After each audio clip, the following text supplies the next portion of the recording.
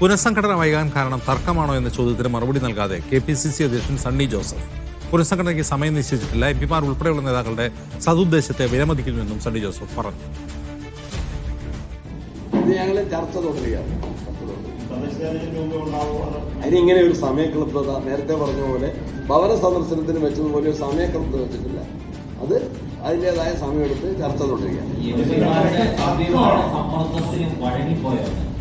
ആരാ അവരുടെ സതുപദേശത്തിനും നല്ല നിർദ്ദേശങ്ങൾക്കും ഞാൻ അങ്ങേറ്റം വിലമതിക്കുന്നു. ഞങ്ങൾ അവരുടെ ഉപദേശ നിർദ്ദേശങ്ങൾ, അഭിപ്രായങ്ങൾ, അതിന് അങ്ങേറ്റത്തെ പരിഗണന നൽകും.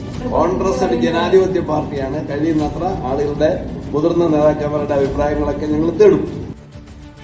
KR സാജു വിവരണമായി ചേരുന്നു. സാജു, എന്താണ് സണ്ണി ജോസഫ് പറയുന്നത്?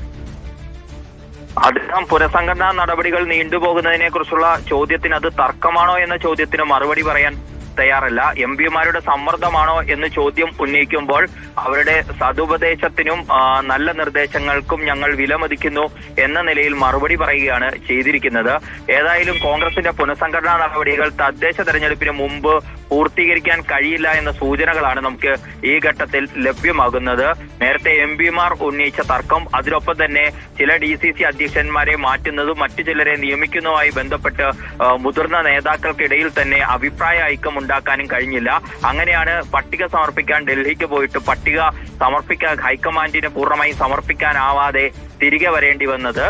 അതുപോലെ തന്നെ KPCC സെക്രട്ടറിമാരടക്കമുള്ളവരുടെ നിയമനം, ജനറൽ സെക്രട്ടറിമാരടക്കമുള്ള ഭാരവാഹികളുടെ നിയമനവും ജംബോ കമ്മിറ്റി ആയി മാറുന്നതിൽ ഹൈക്കമാൻഡിനും അതൃപ്തി വന്നു. ഇങ്ങനെയൊക്കെയാണ് പുനഃസംഘടനാ നടപടികൾ ഇപ്പോൾ ഇഴഞ്ഞു നീങ്ങുന്നതിലേക്ക് എത്തിയിരിക്കുന്നത്. ഏതായാലും തദ്ദേശ തെരഞ്ഞെടുപ്പിന്റെ മുന്നൊരുക്കത്തിലേക്ക് ഇപ്പോൾ KPCC നേതൃത്വം കടക്കുകയാണ്.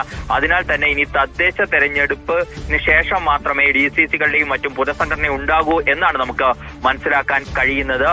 തർക്കവും പ്രതിസന്ധിയും ഒക്കെ ഇപ്പോഴും തുടരുക തന്നെയാണ്. അജിം.